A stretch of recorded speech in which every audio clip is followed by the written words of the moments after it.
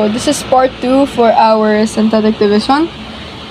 Okay, so x squared plus x cubed plus 4 plus 2x divided by x minus 1.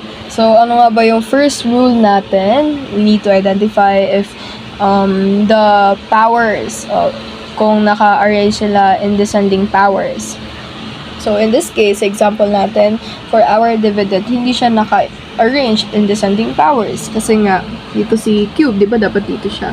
So yung highest degree niya ay si cube, x cube. So x squared plus 2x plus 4. So ayan na. And then dito naman sa ating divisor, diba, in order to get the value of c, or the value of x, we need to equate x with 0, making it 1. So x will be equal to 1. So madali lang naman to yung synthetic division. So yung value ni x or ni c, which is 1, dito natin siya ilalagay. And then, katulad ng sinabi ko nakaraan sa video, kunin natin yung value ng coefficient nila ng dividend that is arranged in descending powers. So dito ay 1, invisible 1, 1, 2, at 4. Okay? So, paano nga ba ulit yung process natin? Bring down the first term and then multiply it to 1, which is sa c natin. Magiging 1. Ipa-plus natin yan. 1 plus 1 is 2. Multiply it to 1 again. Magiging 2. 2 plus 2 is 4. Then multiply it by our c, which is 1. Magiging 4. 4 plus 4 is 8. Now, I also mentioned that the first three terms, or the first terms before, or in, kasi nga, pwede pala siya hindi lang trinomial.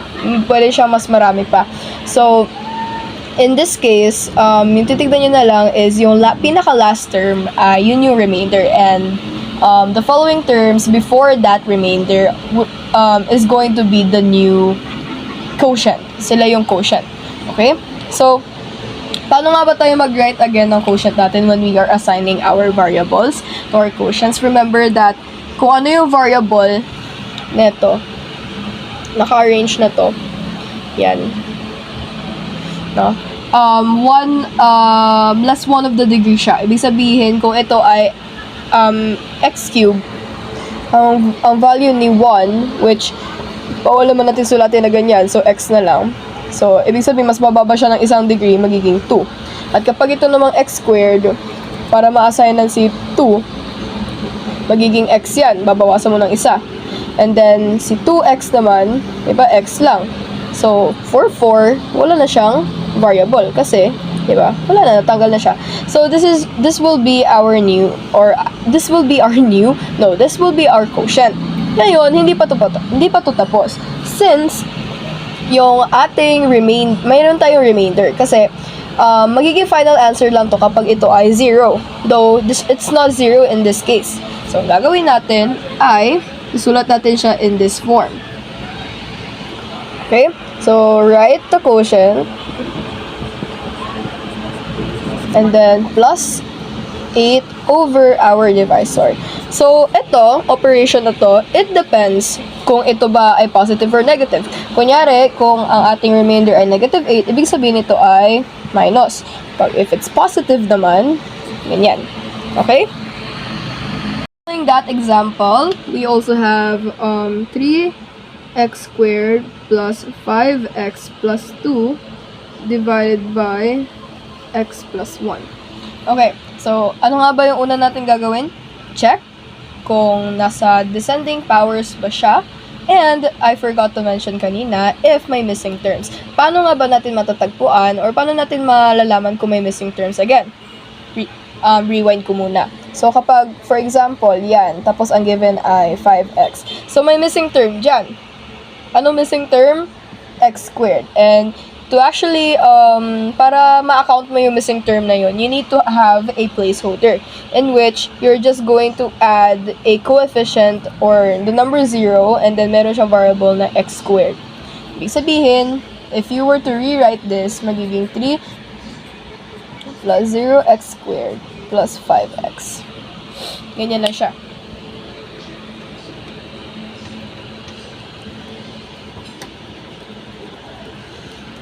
Okay? So, in this case naman, wala naman siyang missing terms and it's also in descending power. So, pwede na tayo magsimula. Again, yung x natin dito, in order to find the value of c, we need to equate it to 0. Yan. So, x is equal to 1.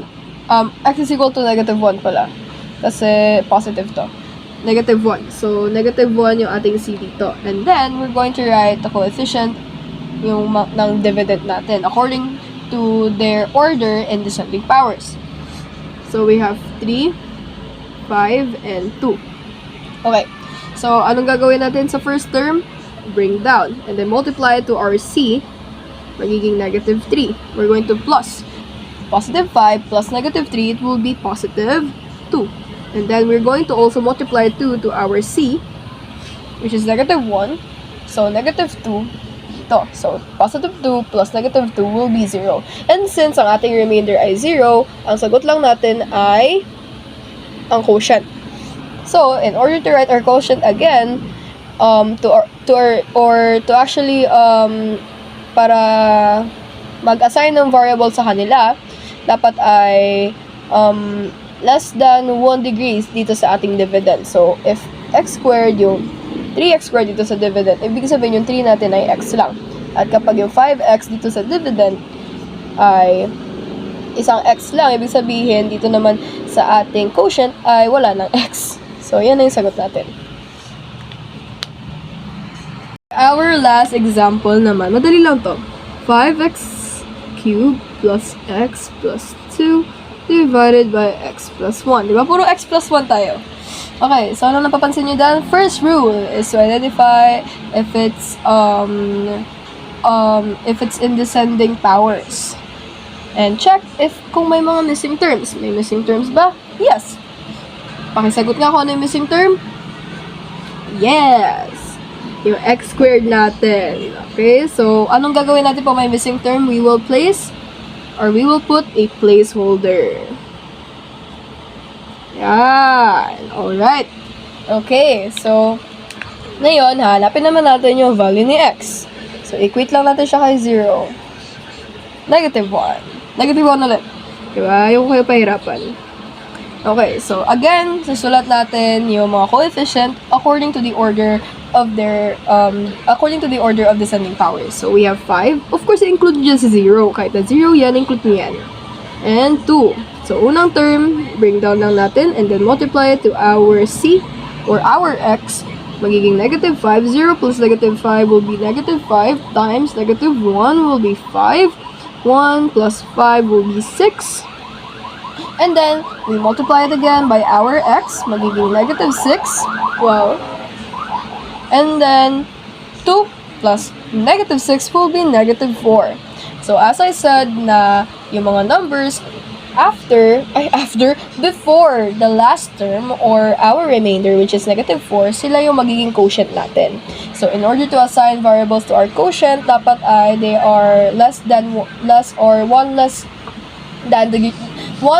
the degree of the dividend's exponents. Okay? Kasi, for example, if 5x3 from our 5x cubed from our dividend, and so yung magiging exponent ng variable ng 5 natin ay magiging 2 kasi nga it's 1 less than degree. Kasi mababa siya na isa, mas bababa siya. So if ganyan na siya, okay, for example 5x squared na siya dito. And then, for our 0x squared naman, sa negative 5. Diba? So, magiging x na lang siya. And then, dito naman sa ating x, dito sa taas, or 1x, sige. So, for our 6, wala na, kasi natira sa kanya. So, this will be our quotient. Pero, hindi pa yan dyan natatapos. Since may quotient na tayo, ngayon, susulat naman natin ang remainder. Kasi nga, hindi siya 0. So, since negative to, minus yung ating operation over our divisor. Okay, so the answer is 5x squared minus 5x plus 6 minus 4 over x plus 1.